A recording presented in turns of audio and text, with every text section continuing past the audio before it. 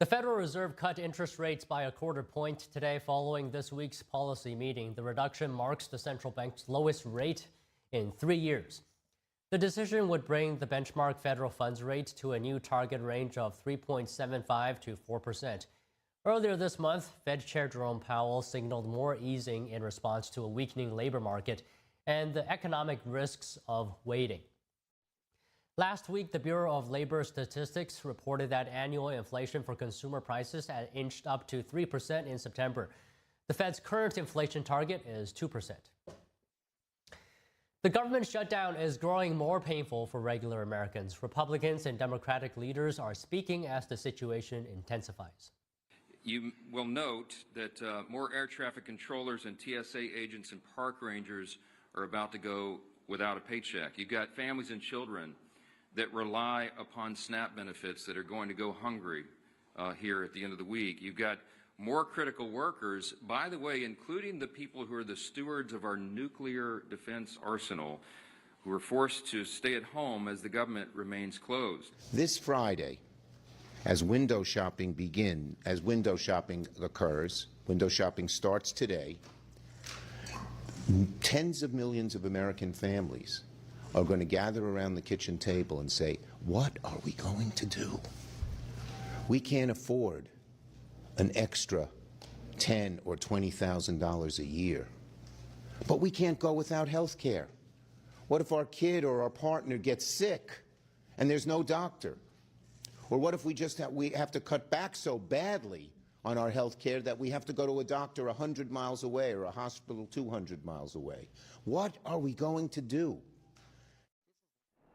The Republican leadership thanked essential workers who are still on the job without pay. They pointed out that the largest union of federal workers, as well as the National Association of Air Traffic Controllers, have come out this week urging Democrats to pass their short-term funding bill. Meanwhile, Democratic leadership accused Republicans of refusing affordable health care for Americans. They said Republicans, including President Trump, should come to the negotiating table on health care. Federal Reserve Chair Jerome Powell is holding a news conference right now after announcing the Fed's policy decision. Let's take a look. Although some important federal government data have been delayed due to the shutdown, the public and private sector data that have remained available suggests that the outlook for employment and inflation has not changed much since our meeting in September. Conditions in the labor market appear to be gradually cooling, and inflation remains somewhat elevated. In support of our goals and in light of the balance of risks to employment and inflation, today the Federal Open Market Committee decided to lower our policy interest rate by a quarter percentage point.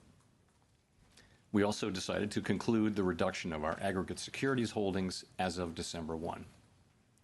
I will have more to say about monetary policy after briefly reviewing economic developments. Available indicators suggest that economic activity has been expanding at a moderate pace. GDP rose at a 1.6% pace in the first half of the year, down from 2.4% last year.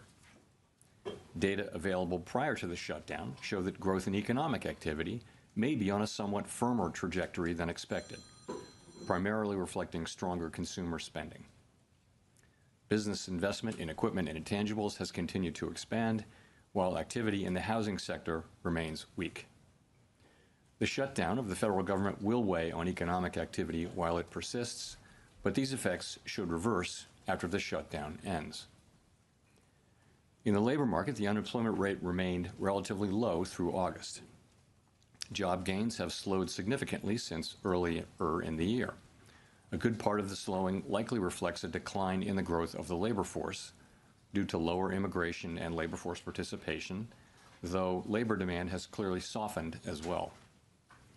Although official employment data for September are delayed, available evidence suggests that both layoffs and hiring remain low, and that both households' perceptions of job availability and firms' perceptions of hiring difficulty continue to decline. In this less dynamic and somewhat softer labor market, the downside risks to employment appear to have risen in recent months. Inflation has eased significantly from its highs in mid-2022, but remains somewhat elevated relative to our 2% longer-run goal. Estimates based on the Consumer Price Index suggests that total PCE prices rose 2.8% over the 12 months ending in September, and that, excluding the volatile food and energy categories, core PCE prices rose 2.8% as well. These readings are higher than earlier in the year as inflation for goods has picked up. In contrast, disinflation appears to be continuing for services. Near-term measures of inflation expectations have moved up on balance over the course of this year on news about tariffs, as reflected in both market and survey-based measures. Beyond the next year or two or so, however, most measures of longer-term expectations remain consistent with our 2% inflation goal. Our monetary policy actions are guided by our dual mandate to promote maximum employment and stable prices for the American people. At today's meeting, the committee decided to lower the target range for the federal funds rate by 1/4 percentage point to 3 3/4 to 4%. Higher tariffs are pushing up prices in some categories of goods, resulting in higher overall inflation. A reasonable base case is that the effects on inflation will be relatively short-lived, a one-time shift in the price level. But it is also possible that the inflationary effects could instead be more persistent, and that is a risk to be assessed and managed. Our obligation is to ensure that a one-time increase in the price level does not become an ongoing inflation problem. In the near term, risks to inflation are tilted to the upside and risks to employment to the downside, a challenging situation. There is no risk-free path for policy as we navigate this tension between our employment and inflation goals. Our framework calls for us to take a balanced approach in promoting both sides of our dual mandate. With downside risks to employment having increased in recent months, the balance of risks has shifted. Accordingly, we judged it appropriate at this meeting to take another step toward a more neutral policy stance. With today's decision, we remain well positioned to respond in a timely way to potential economic developments. We will continue to determine the appropriate stance of monetary policy based on the incoming data, the evolving outlook, and the balance of risks. We continue to face two-sided risks. In the committee's discussions at this meeting, there were strongly differing views about how to proceed in December.